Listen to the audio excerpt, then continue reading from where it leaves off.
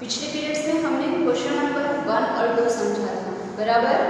1, 2 मैंने आप लोगों को अच्छी तरीके से समझा दिया था। पेज नंबर 11 का, आज पेज नंबर 11 का ही क्वेश्चन नंबर हम 3 और 4 समझेंगे।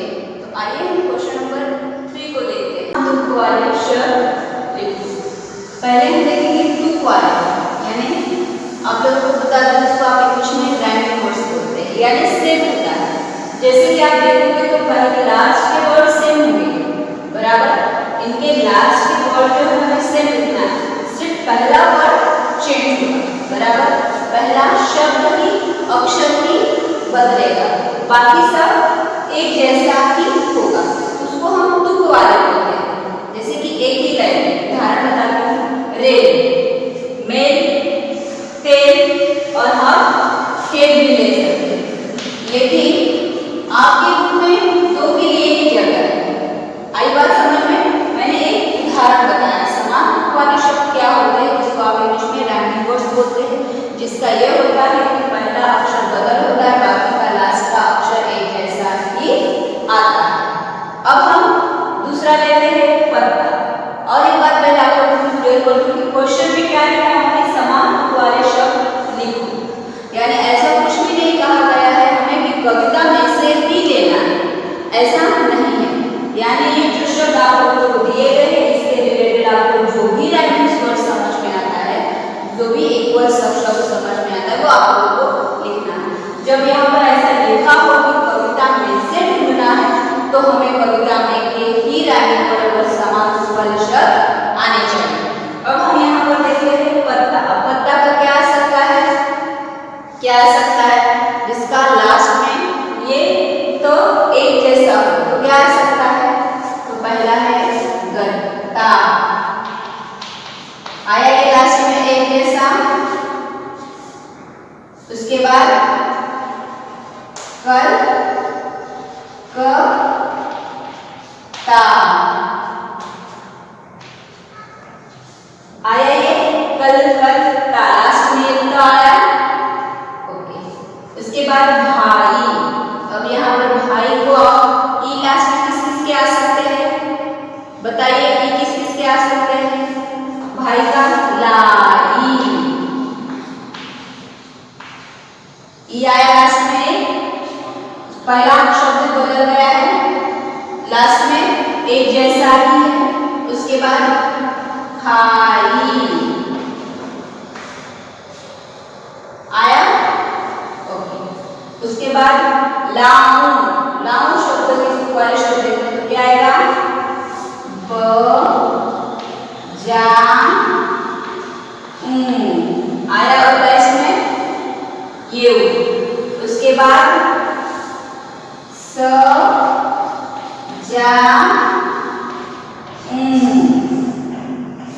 ये आया है। तो समान तुक वाले शब्द किसे कहते हैं, ये बात समझ में आया आप लोगों को?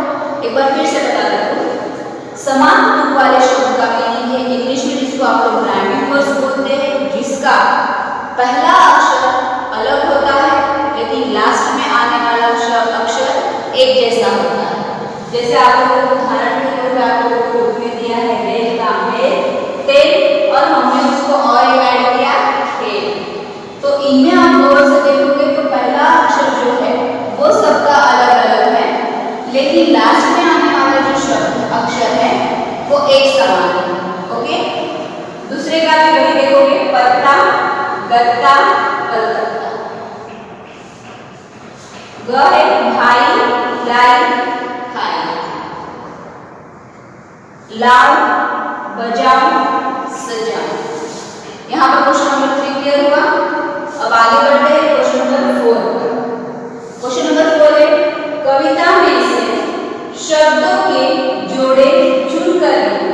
अब इस देखना, इस क्वेश्चन में आप लोगों को क्लियरली मेंशन किया है कि कविता यानी पोयम में से ही लेना है। क्वेश्चन नंबर 3 में ऐसा कोई मेंशन है कि कविता में से ही लेना है? नहीं, ओनली उन्होंने कहा है कि समान तुक वाले शब्द यानी एज आपको आता है इसमें मिलते जुलते और शब्द ले सकते हैं। लेकिन क्वेश्चन नंबर 4 में कविता में से शब्दों के जोड़े, यानी हमें कविता में दिए गए उनमें से ही लेना है। आई बात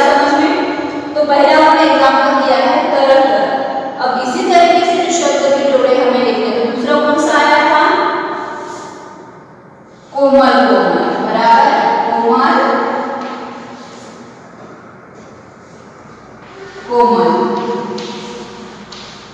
उसके बाद कौन सा आया था? चिकना चिकना, चिकना चिकना। उसके बाद कौन सा आया था? PP, P P P P. यहाँ पर आई बात समझ में आप लोगों को? सबसे पहले बेटा आप लोगों को बार बार बता रही हूँ, हमेशा जवाब देने से पहले क्वेश्चन को ठीक से पढ़ लेना है, उसे समझ लेना है कि हमें क्वेश्चन में क्या मांगा है। कई बार आप लोग क्या करते हैं, आप लोगों को सब आता है लेकिन गड़बड़ी में चाहे ओवर कॉन्फिडेंस में आता है ना, क्वेश्चन के ऊपर आप ध्यान देते हैं, कुछ बस लिखते जाते हैं, ये नहीं सोचते कि क्वेश्चन क्या है, उसमें मांग क्या रहा है, और इसकी वजह से ही आप लोगों को एक्स्ट्रा कोई बार डाल देते हो तो मार्क्स कटौती होती है या मार्क्स मिल नहीं पाते हैं। तो हमें लैंग्वेज में, भाषा में मार्क्स कटौती की कमी हो, इसलिए हमें ये छोटी छोटी बातें बहुत ही ध्यान में रखना है। अब हम पेज नंबर 12 पे देखेंगे। पेज नंबर 12 पर आप लोगों को दिया है वृक्ष हमारे साथी है कैसे, बराबर, ये क्वेश्चन दिया है, इसका है सोचो और लिखो। अब आपका सवाल होगा मैम ये एग्जाम में आते हैं क्या, हमें करना है क्या, लिखना है क्या? तो मैं आप लोगों को बता दूं बेटा ये क्या दिया है, सोचो और लिखो, यानी आप लोगों को स्टूडेंट मैम ने जो पोएम पढ़ाया उसके आधार पर आप लोगों को एक रिलेटेड दिया गया है। जैसे आप लोग कुछ भी सामान खरीदते हैं, बराबर, आप लोग जानते हो कि घरों में बहुत सारी चीजें ऑनलाइन आने लगी है, तो आप फीडबैक देते हो कि आपको कैसा लगा, उसी तरीके से उसके आधार पर हमें एक क्वेश्चन दिए जाते हैं। तो इसमें दिया गया है कि वृक्ष हमारे साथी है कैसे, बताओ, वृक्ष हमारे मित्र है तो कैसे, आपको क्या लगता है, ये सोचना है कि आपको क्या लगता है कि वृक्ष आपके मित्र है, आपको कैसे लगता है। तो उसमें आपको क्या क्या है कि ये ऐसे सिर्फ आप लोगों को लिखना है 4-5 लाइन, ताकि आप कितना सोच सकते हैं, सोच कर कितना लिख सकते हैं, जो मैम ने समझा है उतना कितना तक हमें आ सकता है। तो मैं आपको छोटे छोटे 1-2 बातें बता दूं ताकि आइडिया मिल जाए। बुक में ही लिखना है, यहाँ पर जो लाइन दिया है उसमें ही लिखना है वृक्ष हमारे साथी है कैसे। तो कैसे आपको लगता है कि वृक्ष हमारे साथी है? मुझे ऐसे लगता है कि वृक्ष से सबसे पहले क्या मिलती है हमें, शुद्ध हवा, बराबर, शुद्ध हवा जिसे ऑक्सीजन, वो हमें क्या देते हैं, जीवन दान देते हैं। जो आज के डेट में आप लोग इस महामारी में देखते होंगे कि कितनी भयानक अवस्था हो गई है, बराबर, कितने लोगों की जान ऑक्सीजन के अभाव में चली गई है। फिर हमें पेड़ों से क्या मिलती है, बहुत सारी आयुर्वेदिक दवाइयाँ मिलती है। आपको एक उदाहरण बता दूँ, इतने सारे मेडिसिन अवेलेबल होने के बावजूद भी हमारे हेल्थ डिपार्टमेंट में काढ़ा जैसे कि नेचुरल जो प्रकृति में है उसको पीने के लिए कहा, ताकि हमारी इम्यूनिटी पावर बढ़ते रहे। तो ये सारा नेचर है, प्रकृति की ही देन है। आई बात समझ में? उसी तरीके से हमने चैप्टर में भी, कविता में भी पढ़े कि नीम के पत्तों से क्या क्या बनती है। तो ये सारी बातें आप लोगों को लिखना है। उसके बाद है कुछ करने को, ये जरूरी नहीं है लेकिन सिर्फ आप लोगों को समझ में आना चाहिए कि बुक में क्या दिया है, क्या कहने के लिए कह रहे, तो मैं समझा रही हूँ। अलग अलग पेड़ों के पत्ते किताब में रखकर सुखाओ और उन्हें विभिन्न आकारों में चिपकाकर ग्रीटिंग कार्ड बनाने, यानी एक्टिविटी, बराबर, अलग अलग पेड़ों के पत्ते। वैसे भी बहुत बच्चों को ऐसे शौक होते हैं, कोई किसी को तो मोर का जो पीस होता है, पंख होता है, उसे भी अपने बुक में रखने की आदत होती है, बराबर। उसी तरीके से इसमें क्या दिया गया है, एक एक्टिविटी आप लोगों को कि तरह तरह के बुक के पत्ते जो है पेड़ों के, उसको अपने बुक में रखना है। सूखने के बाद वो चलता है, जालीदार बनता है। आप लोगों ने कभी रखा है? एक बार रख कर जरूर देखिएगा, कुछ दिनों बाद वो जालीदार होता है और उसको तरह तरह के हम शेप देकर ग्रीटिंग कार्ड बना जाते हैं, और आजकल मार्केट में अवेलेबल है, तो आप लोग जरूर एक बार ट्राई कीजिएगा।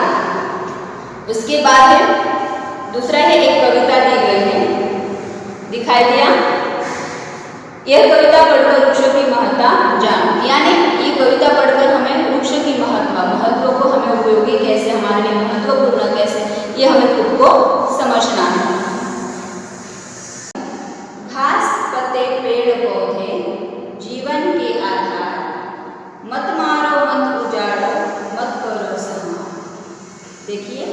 क्या कहा जा रहा है इस कविता में कि घास यानी जो आप लोग इस पे चलते हो पैदल गार्डन में, घास हो, पत्ते हो या पेड़ पौधे, वो हमारे जीवन का क्या है, आधार है। जैसे मैंने आप लोगों को उदाहरण बताया, बराबर, तुलसी हो, बराबर, तुलसी, फिर अदरक हो, अदरक का पत्ता हो, या ग्रीन टी जैसे पत्तियां हो, इनको हम काढ़ा के रूप में हमारे शरीर को इम्यूनिटी पावर बढ़ाने के लिए उपयोग करते हैं। तो चाहे वो चीज़ क्यों ना हो, तो वो हमारे जीवन का क्या है, आधार। हमें उसे संभाल यानी मारना नहीं चाहिए, नष्ट करना नहीं चाहिए।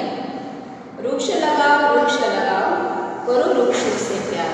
हमें क्या लगाना चाहिए, पेड़ लगाना चाहिए। और हमें किससे प्यार करना चाहिए, पेड़ों से प्यार करना चाहिए। जैसे हमें अपनी कोई चीज़ खो जाने पर बहुत दर्द होता है और मिल जाने पर बहुत खुशी होती है, वैसे ही वृक्ष में भी हमें क्या करना चाहिए, जान बसाना चाहिए, उनसे प्यार करना चाहिए।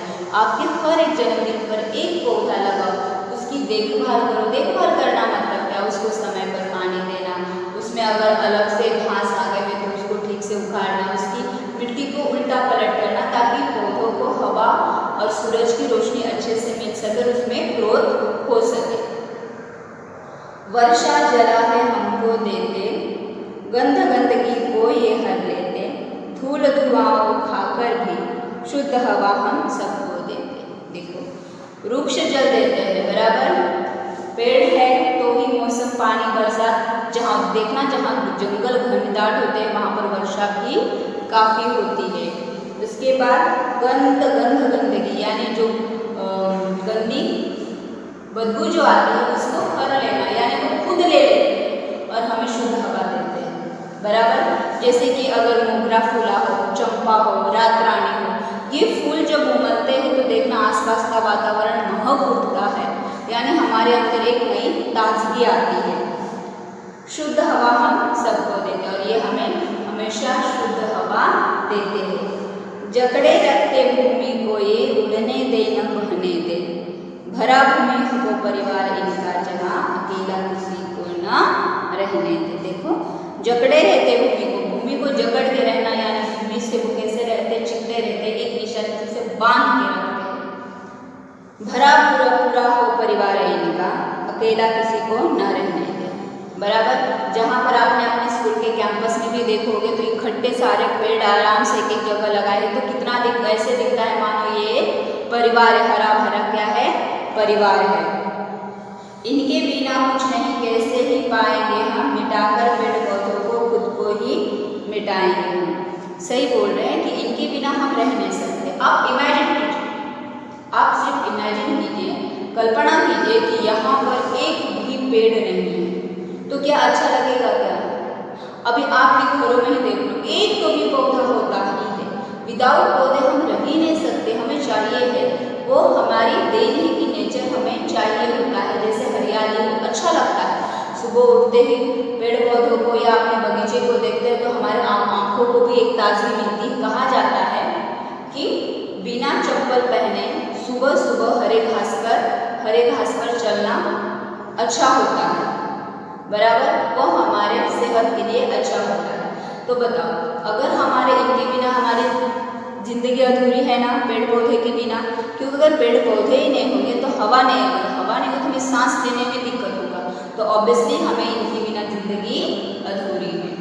अभी ये पोएम आप लोगों को लिखना नहीं है, सिर्फ पढ़ना है, तो मैंने पढ़कर एक शॉर्ट में आप लोगों को एक्सप्लेनेशन दे दिया, यहाँ तक आप लोगों को करना है। इसका मैं आप लोगों को PDF भेज दूँगी। यहाँ तक आप लोगों को समझ में आया? यहाँ हमारा फर्स्ट चैप्टर यानी फर्स्ट कविता समाप्त हुई। अगले पीरियड में हम नेक्स्ट चैप्टर देखेंगे। Thank you.